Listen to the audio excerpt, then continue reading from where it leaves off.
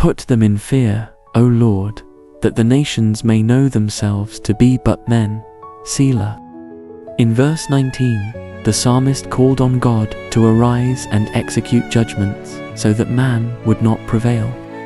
Verse 20 completes that prayer, asking that God not only act, but do so in a way that causes all nations to recognize their humanity and God's divinity.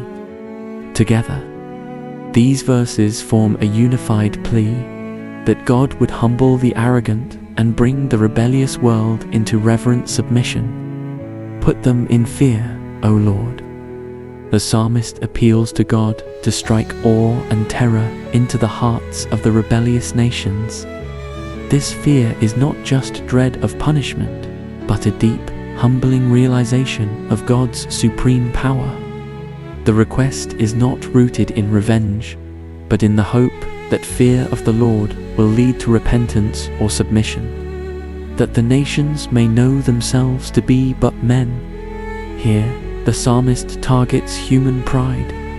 Nations often act with arrogant independence, as if they were not accountable to any higher authority. David pleads for a divine awakening that people would recognize their mortality, weakness, and limitations before the Almighty. The Hebrew word for men enosh again emphasizes frailty and transience. Selah.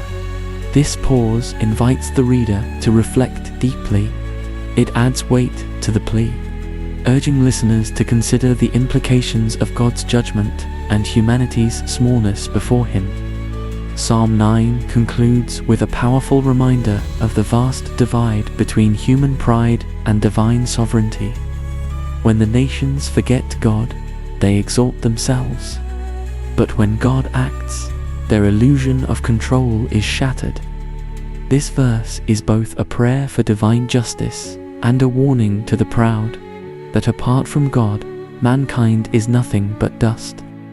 In a world that often exalts human power, this verse calls us to remember our place and to walk humbly before the one who reigns over all.